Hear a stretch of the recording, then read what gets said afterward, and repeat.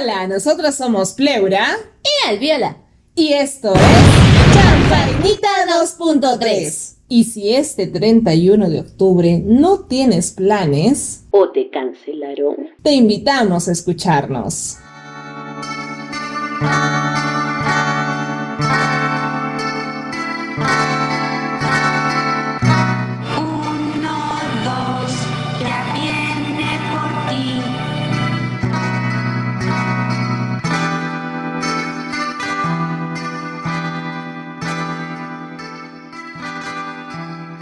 Y el fragmento del episodio de hoy pertenece a una famosísima película que es Pesadilla en Elm Street, del año de 1984, pero más conocida como Freddy Krueger. Sí. Porque así, literal, cuando les pregunté a bastantes amistades que encuesté, todos, Freddy Krueger. Y yo, no, se llama Pesadilla en Elm Street. A Nightmare on Elm Street. Pero bueno, hasta yo también en algún momento, sí, la de Freddy Krueger. También. Y bueno, debo de mencionar, como ya les había comentado en el episodio anterior, pues que esta película o esta cancioncita caló mucho en mi infancia, ya que perturbó mi sueño ahí.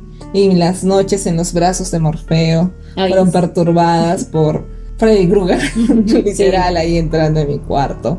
Y por eso es que yo ahí sí hice caso a mi abuelita, que me decía, esas películas no son para niños, porque literal desde ahí nunca más volví a ver. Pero esa canción marcó en mi infancia. Caló. Ay, sí. No.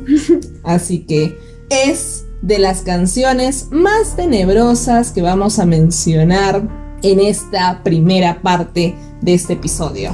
Y es que sí, ¿no? Estas canciones, o sea, ya de por sí sabemos que la banda sonora de una película de terror es muy importante, pero muchas de estas se han valido mucho de estas canciones, bueno, las reconoces por el soundtrack. Uh-huh. Y bueno, esta no es película, es una serie, pero también marcó bastante, y bueno, a mí también me perturbaba todas las noches cuando tenía la oportunidad de verlo, y es pues de nada más y nada menos que de Los Expedientes Secretos X.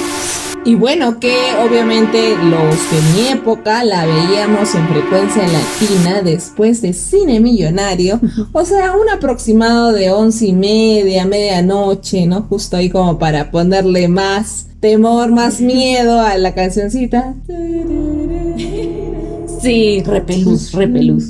Sí, buenaza. Y bueno, tuvimos la oportunidad de escucharla completa con Alviola estos días. Y literal solamente es el comienzo, o quizás que eso caló en nosotras, ¿no? Cuando éramos niñas, púberes, entonces sí. Porque después del resto de la película como que no sí, pasa mucho, ¿no? Pero sí esa intro, y yo...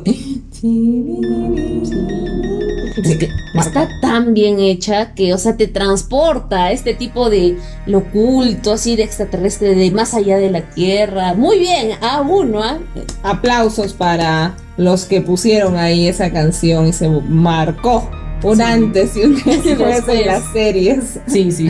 Los X-Files con Mulder y Scully. Sí.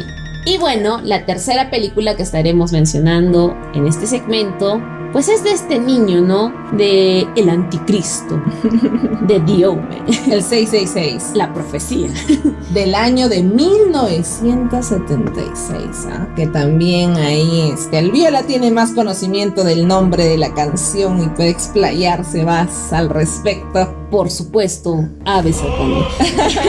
Y es que en cualquier situación que te digan terror, lo vas a asociar con esa canción, sin querer queriendo, porque, o sea, ya de por sí es el anticristo, y que me vengas con este tipo de canciones como cánticos gregorianos, y que sea así como de iglesia, pero a lo enigma. Ay, sí. Muy buena composición, claro, para esta película y para todo lo que representaba, ¿no? De Damien. Sí, y en realidad toda la banda sonora de La Profecía de verdad que es muy buena. Yo la vi el día de hoy, justo antes de grabar este episodio, para recordar, ¿no? Porque yo no la había visto literal desde que era jovenzuela.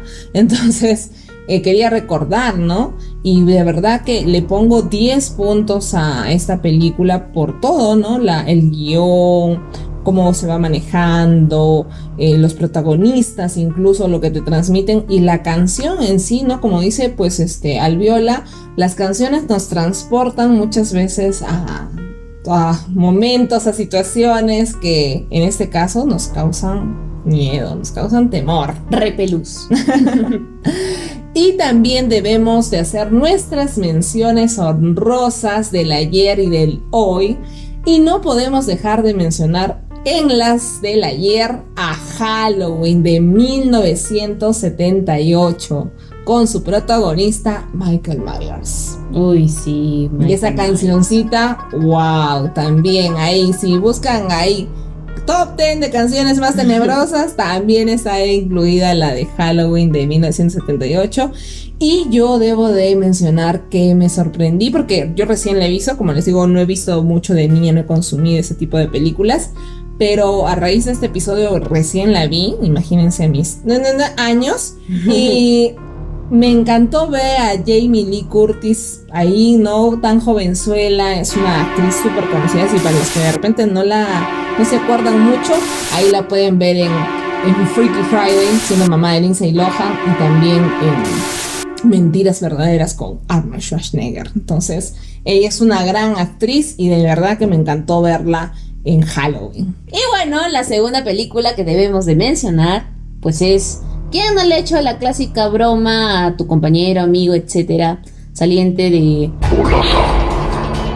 cualquier cosa? Ya después lo que siga ya lo complementas tú como quieras, pero no, ese comencito y esa canción es icónica y es pues de eso, un juego de miedo, un juego macabro, etcétera. Hay un montón de traducciones de sí, sí, y es que es la canción, creo yo, que marcó, ¿no? En esta actualidad que creo que se fue dejando un poco más estas bandas sonoras o estas canciones tan icónicas que marcaron en el pasado. Claro. Y esta vendría a ser de las actuales. Sí, muy bien para esta película y esta banda sonora también que manejó, ¿no? Porque como sabemos, tampoco se hizo con el gran presupuesto. Eso sí. Pero supo marcar muy bien, tenía creo todo muy en claro y llegó a ser una de estas películas icónicas de esta nueva generación. Y no podemos dejar de mencionar una de nuestras canciones modernas favoritas. Bueno, en realidad es una canción interesante que ahí les vamos a dejar el link en la cajita de descripción, que es I Killed You That Way. Y para las fanáticas o fanáticos de los Backstreet Boys, pues esa es una parodia con las celebridades más icónicas de las películas antiguas del terror. Cuando Alviola me hizo escuchar, yo amé, así le puse en mi equipo a todo volumen, porque de verdad que me encantó mucho ver a personajes como Michael Myers, Jason, el de Scream, también a Freddy Krueger. Sí, pero te amamos, Michael Myers, porque ¡qué voz! Sí, qué voz.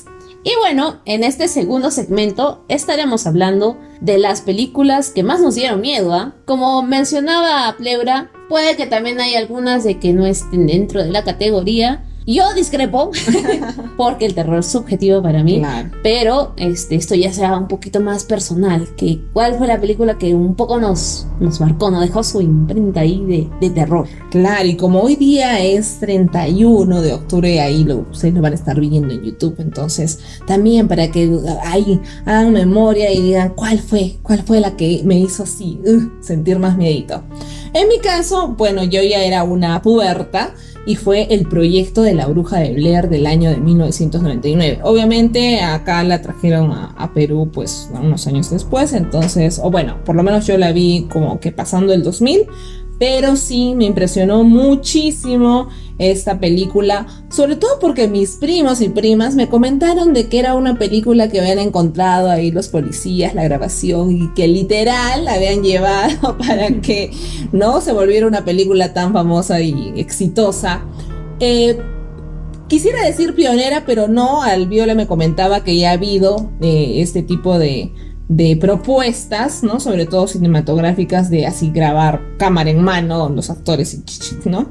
Pero sí, a mí sí, yo me la creí, de verdad, y en ese momento me dio mucho temor, ¿no? Claro que yo no soy mucho de gritar cuando veo películas de terror, ni incluso cuando era niña o adolescente, pero sí, mis primos gritaban, era como que me asustaba la escena y me asustaban los gritos de mis primos y mis primas. Doble susto, sí.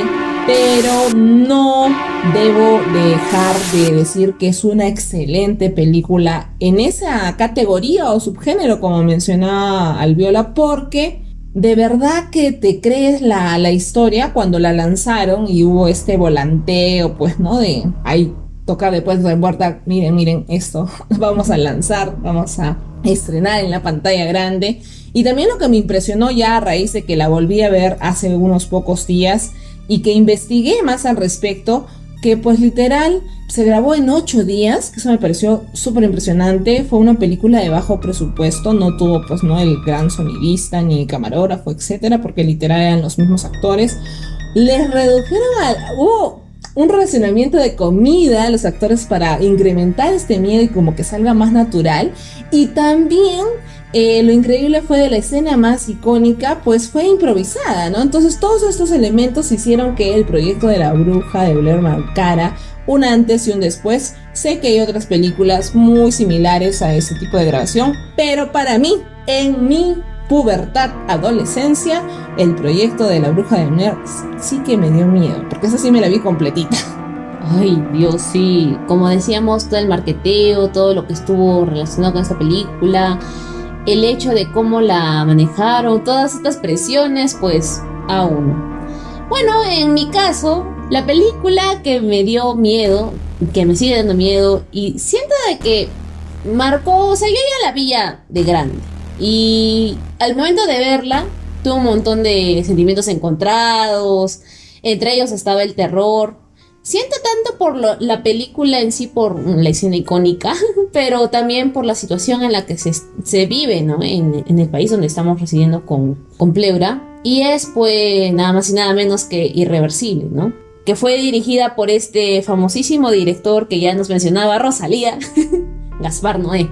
Y es que, como les digo, ¿no? Siento que trascendió por esta escena icónica, pero mucho más allá de ella, pues los personajes que maneja, la manera en cómo está rodada, para mí es un Memento oscuro, ¿no? Con más elementos oscuros, más real. Y también estas escenas un poco más experimentales que maneja, pues, este famosísimo director, todas sirvieron muy bien. Y bueno, la escena final y esa frase que en mí marcó, pues, que el tiempo caló, sí, que el tiempo lo destruye todo, pues, ¿no?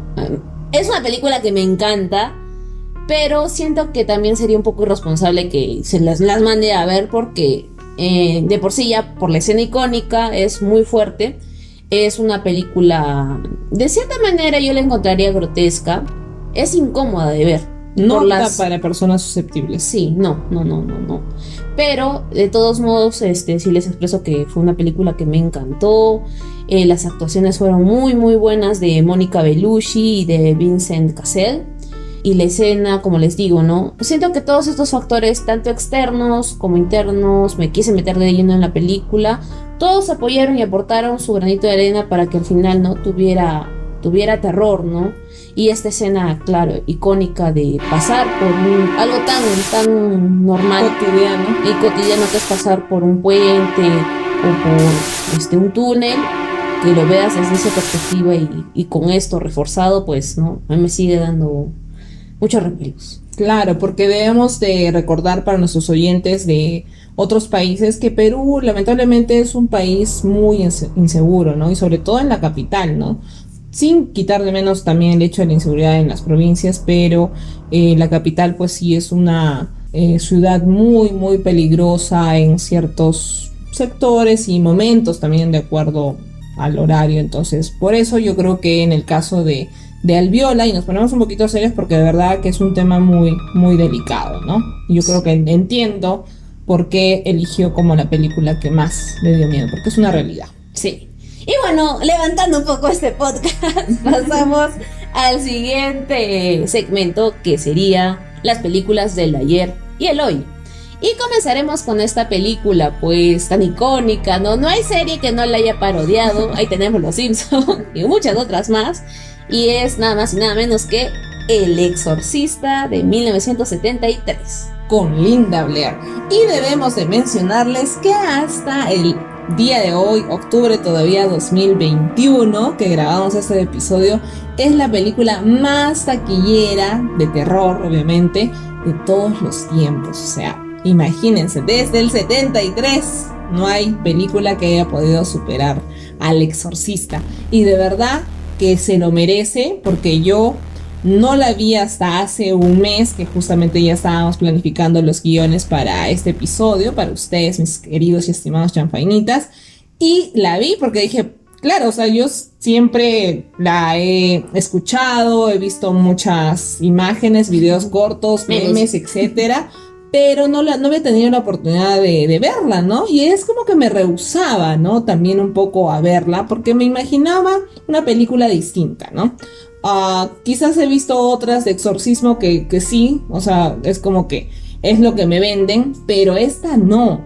Esta desde el primer minuto que empecé a verla me atrapó, porque a mí me hablas de historia y yo hago match, conecto con la película. Y de verdad me atrapó muchísimo por todo este tema histórico, por más allá de estas escenas que son sumamente icónicas, que solo se dan en los últimos 20 minutos. Sí. Después todo hay una historia, un trasfondo, hay muy buena fotografía, musicalización también, muy buenas actuaciones. Como decía el Viola, hay ciertas cositas que obviamente, como toda película, sí. no hay película perfecta, pero caen tal vez en algunos estereotipos, pero bien, mis palmas, bien merecido el primer puesto que tiene hasta el momento, porque El Exorcista es una película recomendable. Sí, y es más, siento que hay esta escena donde aparece, ¿no? El demonio, me hizo recordar mucho a Suspiria, y yo dije, ay, qué interesante que me vengan a traer acá de Darío Argento. Cierto, claro, sí. Tienes mucha razón, mi querida y estimada Alviola. Pasando a la siguiente película, tenemos Sexto Sentido, del año de 1999, protagonizada por Bruce Willis, Toni Collette y Haley Joel. Esperemos que esté bien pronunciado. Sí. Pero es que el chaibol del Sexto Sentido no necesita presentación, es súper conocido por Forrest Gump, inteligencia artificial, entonces no necesita más. Tú dices el chibolo de Sexto Sentido y al toque lo reconoce. Sí. Hay memes, veo gente muerta, eso quedó, esa frase quedó, caló en todos nosotros. En todos, sí. Y bueno, acá mi querida y estimada Alviola se sorprendió de ver a Toni Collette. No sabía que la mamá del chaibol era Toni Collette. Me sorprendí. Una de nuestras actrices favoritas. Sí, y es que después de verla en Hereditary, o sea, para mí fue una revelación, porque me pareció verla en una película de terror navideña, pero era una película de bajo presupuesto. Y verla en esta película Hereditary, cómo venía, con el director que venía, creo que también fue la primera película de Ari Aster, pero maldita sea, qué buena actuación, me la creí. Y o sea, darte este tipo de comparación, ¿no? De esta madre preocupada de chiquito, con el Sexto Sentido, claro, y esta madre completamente diferente en Hereditary, fue para mí genial. De verdad que Toni Collette, muy buena actriz, excelente ya desde esas épocas. Y definitivamente a mí, cuando yo la vi de niña, sí me sorprendió, así como a lo Drew Barrymore, como si fuera la primera vez, literal. Sí. Yo estaba muerto. Tuve esa impresión al ver Sexto Sentido. Y mi madre, que la vio el día de hoy junto conmigo, pues también. Yo bien, porque mi mamá no se ha spoileado con memes y esas cosas de veo gente muerta. Pero aún así, mira, es lo bueno de Sexto Sentido, que no simplemente quedas en el hecho de que ya, todo el mundo sabemos de que está muerto, ¿no? Y ese spoiler ya es antiguo, todo el mundo lo sabe. Pero al volver a verla, pues te das cuenta de esos pequeños detalles que no lo viste la primera vez porque estabas, ¿no?, más interesado en la parte de que está muerto, está vivo. Claro. Y ahora volverla a ver es todo un placer. Sí. Y te da para verla una tercera, una cuarta vez, porque sientes de que cada vez que la vuelvas a ver vas a encontrar más cosas que no la viste la primera vez o la anterior vez. Sí. Entonces es todo un descubrimiento. Exacto. Y la actuación, hasta mi mamá dijo, oye, qué bien actúa ese niñito, ¿no? Y yo sí, le digo, mamá, lástima que uno ya no lo vio más que hace poco en The Voice, Sí. que incluso tiene poderes de... Entonces fue bonito volverlo a ver, sobre todo para los de nuestra época del ayer. Sí. Y la siguiente película, que ya estaría dentro de la categoría de películas de Eloy, sería El Conjuro, de 2013. Pues, como mencionamos, ¿no? Y estamos un poco más acostumbradas a estas pequeñas encuestas que realizamos para sondear un poco cómo va el mercado. Dentro de nuestras amistades. Sí. Todos nos mencionaban El Conjuro, ¿no? El Conjuro, La Monja, Annabelle. Todas las películas justo de que nace del Conjuro. Sí, este vendría a ser como que el tronco, ¿no? Igual como Claro. en El Conjuro, que tratan del tronco y ya después ahí las ramas, la monja, Annabelle, etcétera, ¿no? Exacto, Ya. sí, los multiversos del Conjuro. Sí. Y es que sí, pues, es una película que tiene algunos clichés de estas películas de terror muy nuevas que, bueno, en gustos y colores son los autores. Yo no comparto mucho ese gusto. Pero estuvo muy bien dirigida, la musicalización también que tuvo, los colores. Y después, pues, no salió esta serie de Netflix también muy famosa de La Maldición de Hill House. Siento que compartían muchas cosas en común. Y que a raíz del éxito de esta serie, también estuvo de cierta manera, pues, basado en esta película que vieron que dio muchos frutos, recaudó mucho.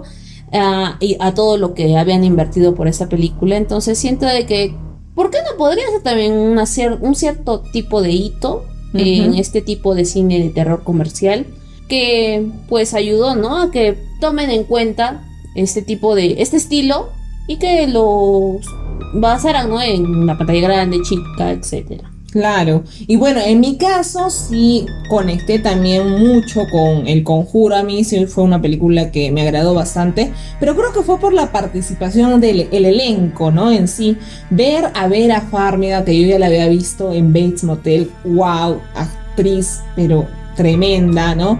Entonces me encantó muchísimo ver a Patrick Wilson, que yo ya lo había visto en otras películas, aunque todavía no había tenido, digamos, esa participación como en Insidious, El Conjuro, pero también me gustó muchísimo ver a Lily Taylor, que yo la había visto en una película también noventera, La Maldición, incluso actuaba con Catherine Zeta-Jones. Entonces sí me gustó mucho verla, porque ahí la vi jovencita y dije, wow, no ha cambiado mucho. Este es al estilo Brunito Pinasco, que no ha envejecido, aunque pasen los años. O a los Sabrina Carpenter, como mencionamos en el anterior capítulo, ¿no? Pues entonces sí me gustó muchísimo. Y también en el caso del esposo, pues, ¿no? De la protagonista de Lily Taylor, que es Ron Livingston, al toque, ¡ah! ¡Berger! De Sex and the City. ¿Qué haces aquí? El que dejó a Carrie, o bueno, terminó con ella con un post-it. Entonces, todos esos actores conectaron inmediatamente conmigo, porque de verdad que fue un gran elenco, un gran jale para la realización de esta película.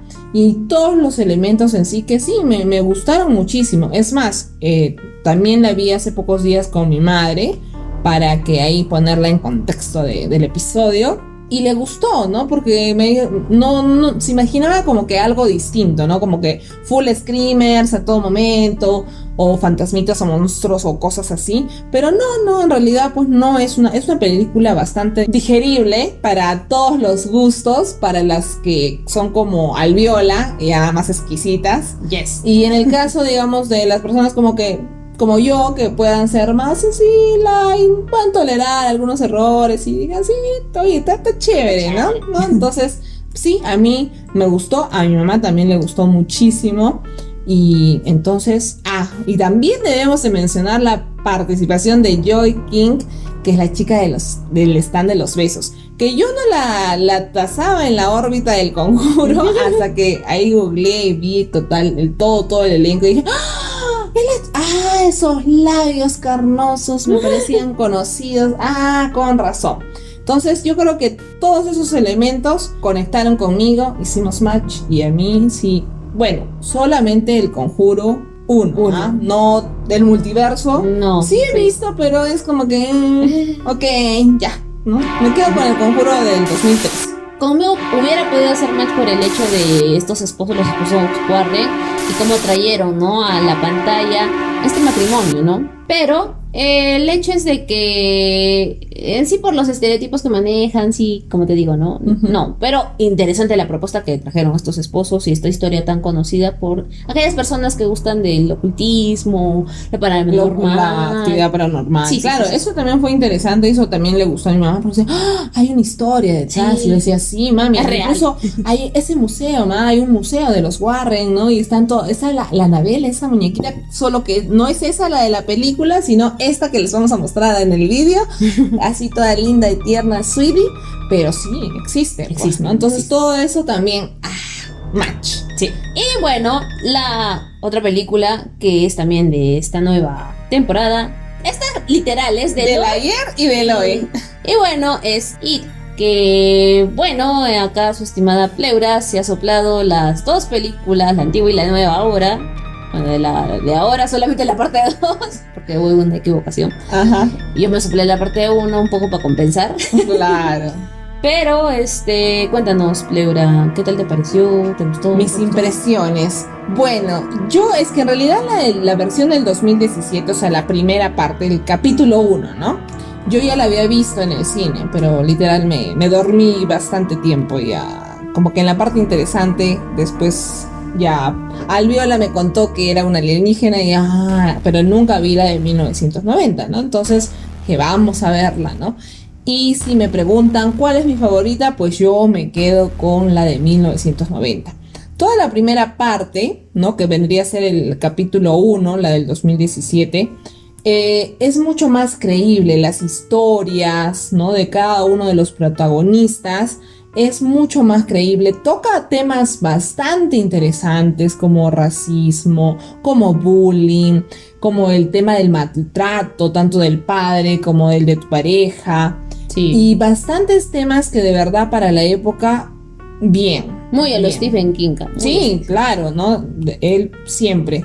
Pero en las del 2017, bueno, es que también los actores ya eran como... Los otros eran niños, literal. Y creo que en esa época también estaba muy de moda esas películas con niños.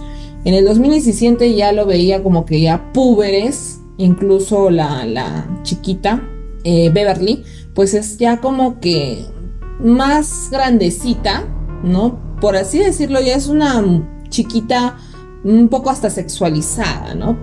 Cómo se viste, su look y todo.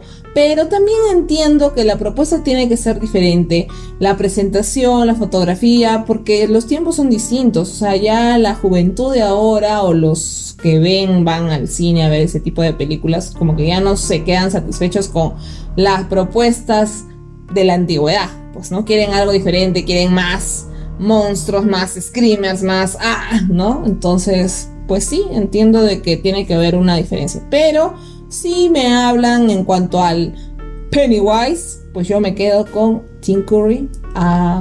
No voy a negar que la interpretación de Bill Skarsgård también es buena, pero yo me quedo con la interpretación de Tim Curry. Mira, Pleura, yo la verdad sí, no tuve la oportunidad de terminarme la ver la antigua.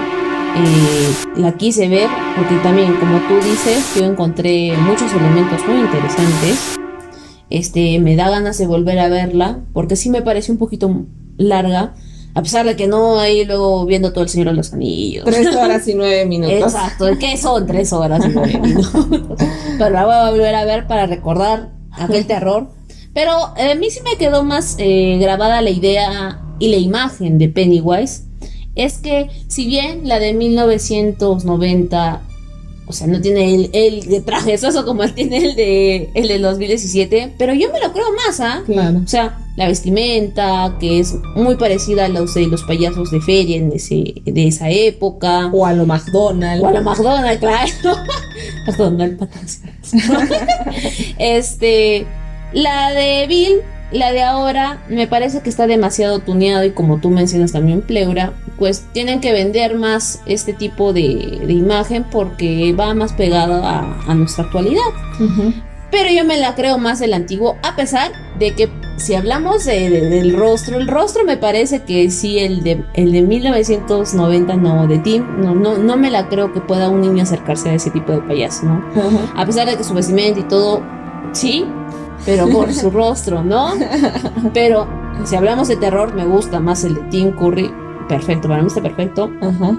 Y el de Bill, sí, me podría parecer hasta un poquito más ¿Light? Sí, para los niños que se le puedan acercar, ¿no? Y todo esto que hubo con él, entonces sí, ahí surge en mí una dicotomía entre estos dos Pennywise. Wow, interesante, porque mira, justo yo veía bastantes reviews y así comentarios de los versus de Tim Curry con Bill Skarsgård y todos mencionaban que al contrario, más bien el del 2017 daba mucho más, sí, ajá, y el otro era como que, pero era más creíble, como tú mencionabas, porque literal era un payaso que hacía payasadas. Exacto. En cambio el otro pues no, es literal ahí más terror, así, sacando los dientes, haciendo los screamers, los acercamientos, y, ¿no? Y los ojitos brillosos y todo. Sí. Entonces, pero, como les comentábamos, pues creo que en ambos casos, aunque ella no la ha visto, se queda, pues, yo me quedo con el 1990, ella se queda con Tim Curry, ¿no? Que claro, con la de 1990 también. Sí, ajá, sí, aunque no la has visto todavía. Completa, sí. Pero ya tendrá la oportunidad de verla. Y bueno, no podemos terminar este episodio sin nuestro segmento de saludos. Vamos a enviar saludos a todos nuestros amigos de Chiclayo, Trujillo, Moquegua, Arequipa y Lima que nos están escuchando. Y bueno, ahí también si ustedes quieren un saludo personalizado, escríbanos en los comentarios para hacérselos llegar en el siguiente episodio. Gracias por acompañarnos en este nuevo episodio y no se olviden de seguirnos en nuestras redes sociales como YouTube, Instagram, TikTok, Facebook. ¡Ahí los vidrios! ¡Chau, pues!